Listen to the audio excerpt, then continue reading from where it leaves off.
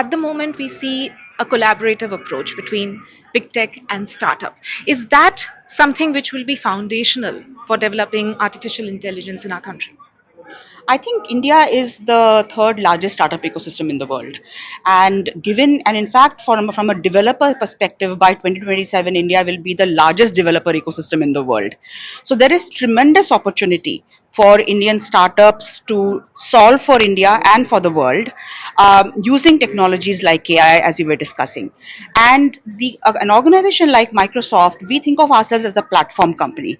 So our primary intent, our primary objective is to ensure that startups are able to build, innovate, and scale on our platform and solve real problems. So that's how we see the role from a Microsoft perspective, and that's why we work with startups with programs like the Founders Hub, which help startups get help on technology, on credits, and mentorship from the very beginning of their seed stage up to scale. And then we partner with startups like In Mobi, like Sarvam, to then go global. So our ability to then, we see that partnership with startups as a win-win, as a platform company, as a global hyperscaler organization.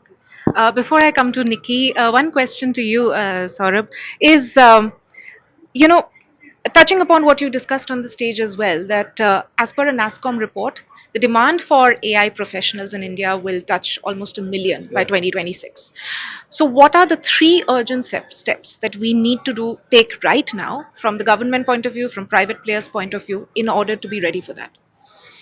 Well, again, a very timely question because again, in terms of employability of people and our workforce for AI, I think this is a very important point. There is an urgency required in terms of overall skilling.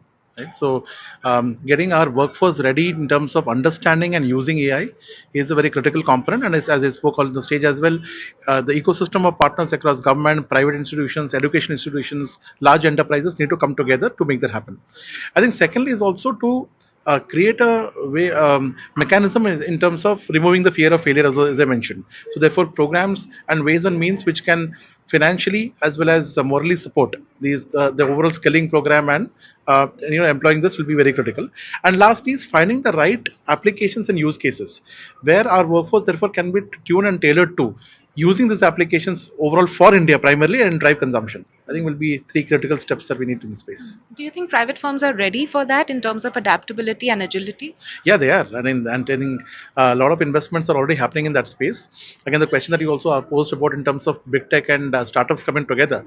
Big techs understand scale. Startups understand agility. Right. So therefore, a combination of scale and agility is what is required across this entire ecosystem, and therefore they are all ready for it.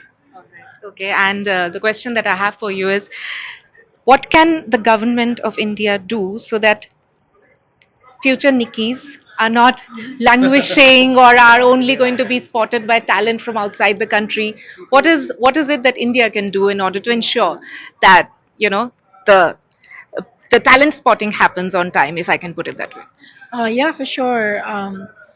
I would say that even like in the short term, like even now, I think the government they've already replicated a lot of this approach where, they had a lot of centralized forces, many different experts come together for the UPI program or many different programs like that. And I think there's an opportunity like that again where they can get different players under one roof through providing maybe like a good like kind of like a research lab setting or even like providing a common infrastructure. So today, like practically speaking, compute is the biggest spend for a lot of AI innovation. So if the government provided a compute cluster for academics, researchers, small startups, and maybe even partner with big startups to provide it